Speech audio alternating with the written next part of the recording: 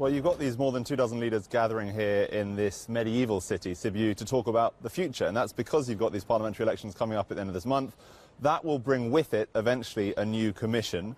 And that new European Commission will itself have a new set of priorities, very likely at least.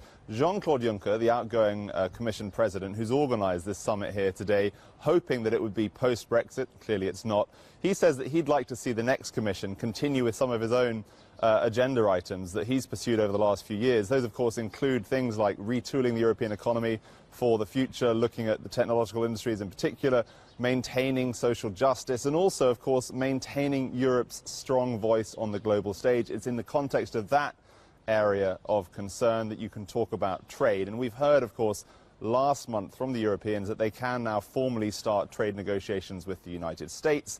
We've heard from Jean-Claude Juncker recently, ahead of a meeting with his Chinese counterparts, that he would like to see a much more balanced and fair trade policy between Europe and China. So there's absolutely no doubt that the leaders gathering here today talking about the future will be watching very, very closely the developments between the US and China. We've heard from Cecilia Malmström, she's the trade commissioner of the outgoing commission. She would like to see the negotiations with the US wrap up before the end of this commission by the end of October. So that's quite an ambitious agenda in terms of what they're trying to achieve on the trade front between the US and Europe. But they will be watching these discussions, of course, between Beijing and Washington very closely, guys.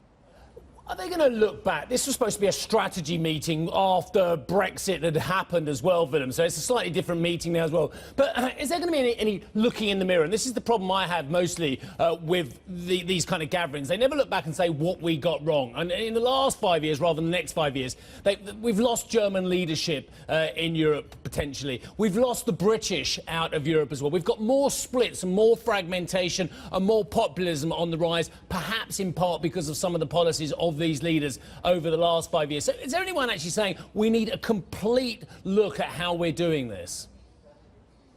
Well, you have to look at some of the policy agendas being put forward by Commission presidential candidates, and we heard some of the details when they met over a debate in northern Italy just a few weeks ago. But in terms of this summit today, the agenda is not going to be looking in any detail at Brexit, for instance. Originally, this was scheduled to take place at the end of March, the day after Brexit. But there were quite a few voices saying, well, that's not entirely appropriate. It will seem like the EU 27 is celebrating the departure of the UK. That clearly hasn't happened yet. But it will really be up to the next Commission President to decide whether the last 5 years under Jean-Claude Juncker, there is room to criticise their predecessor and say there are things that they've got wrong, and this is what we'd like to try and do differently. Hi, I'm Joanna Bersecci, and thank you for watching. You can check out more of our videos by clicking on the boxes on the screen. And don't forget to subscribe to our channel for more from CNBC International. Thank you for watching.